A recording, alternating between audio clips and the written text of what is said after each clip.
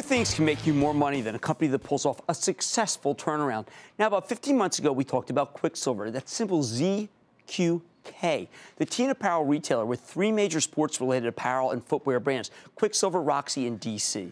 At the time, the company just announced and appointed Andy Mooney as its new CEO. He's a guy with 20 years' experience at Nike, 10 at Disney. And I told you that while I had confidence in Mooney, I said, you got to wait and see how the story unfolds. Back then, Quicksilver was trading at $5.58. Since then, it's been a bit of a roller coaster, rallying up to $9 and change, then pulling back to $6.42, where it is right now, part because the company missed numbers when it reported its most recent quarter in early March. Now, though, Mooney has been in charge for over a year, and while the teen retail space is inherently treacherous, as I tell you all the time, he has a plan to turn the company around, and I think the plan could send the stock higher. Now, among other things, Quicksilver plans to reduce the number of different products it sells by 30%, cut corporate overhead by 20%, while at the same time improving the way it markets its brands and centralizing its supply chain and product design process. I think the earnings estimates have now come down enough that Quicksilver might be able to beat them, not this quarter, then later in the year, especially if management can execute on this turnaround plan. So let's take a closer look at Andy Mooney, the president and CEO of Quicksilver, to hear more about where his company is headed. Mr. Mooney, welcome to Mad Money. How are you, sir? Good, have a seat. Okay, Nike and Disney, 2 of the most iconic brands in the world, to Quicksilver, a much tougher situation. This is a real challenge. Why take it? Well, I think the company had 3 great brands, and when I was initially considering the opportunity, it's a company with inherently strong margins, but the SG&A seemed to be out of line. Right.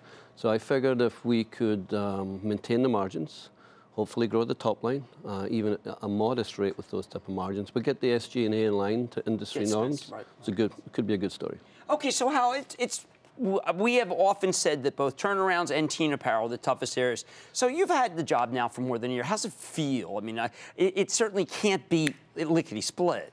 No, it's not going to be an overnight success story. It's definitely a long-term proposition, and tremendous opportunity still for all 3 brands, particularly in emerging markets and particularly moving into new categories. Okay, now one of the things I've seen you do while you're moving to new categories, you've gotten rid of what I call bad revenues. Not all revenues are good revenues, but you also still have to fix that balance sheet a bit, right?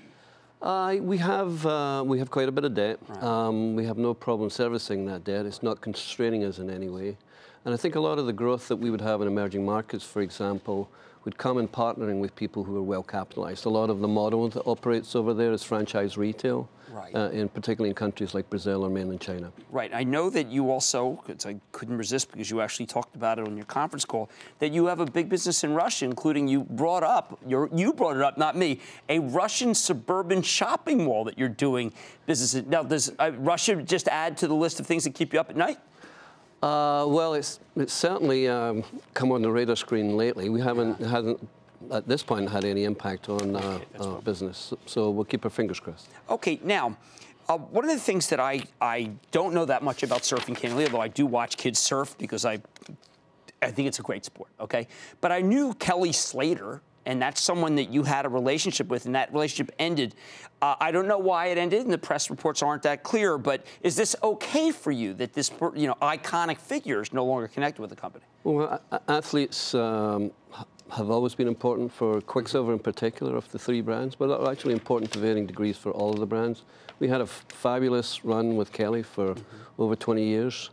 He communicated to us in the summer that at this point in his life, what he really wanted to do was give birth to his own brand, a boutique high-end brand. He's very environmentally conscious. He wanted to do something that was both high-end and premium, and also with a mind to being very environmentally aware. So he wanted to do his own thing, and the timing was right for him. Okay, let's talk fashion.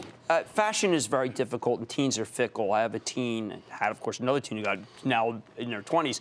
But the teens, 1 minute they'll say, listen, I love it. The next minute they say, hate it.